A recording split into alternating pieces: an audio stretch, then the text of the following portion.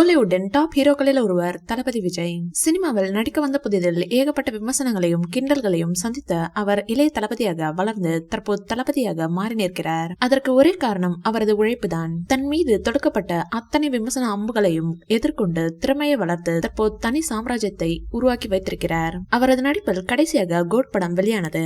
அடுத்ததாக ஹெச் வினோத் இயக்கத்தில் நடிக்கிறார். ஹெச் வினோத் இயக்கத்தில் நடிக்கும் படம் தான் தளபதி விஜய்க்கு கடைசி படம் என்பது குறிப்பிடத்தக்கது. ஏனெனில் அவர் தமிழக வெற்றி கழகம் கட்சியை தொடங்கியிருக்கிறார். 2026 ஆண்டு நடக்க இருக்கும் தமிழ்நாடு சட்டப்பேரவை தேர்தலில் தாவேகா களம் காண்கிறது.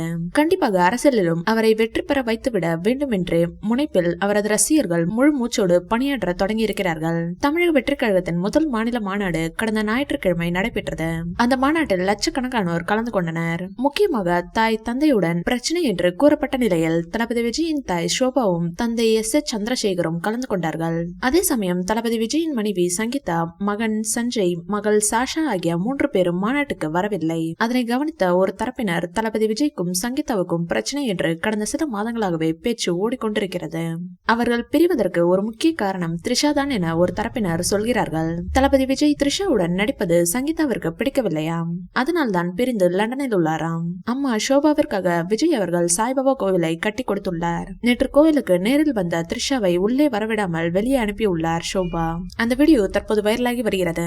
இந்த வீடியோ பிடிச்சிருந்தா லைக் பண்ணுங்க, ஷேர் பண்ணுங்க. மேலும் விஜய் சார் பற்றிய தகவல்களுக்கு எங்க சேனலை சப்ஸ்கிரைப் பண்ணுங்க.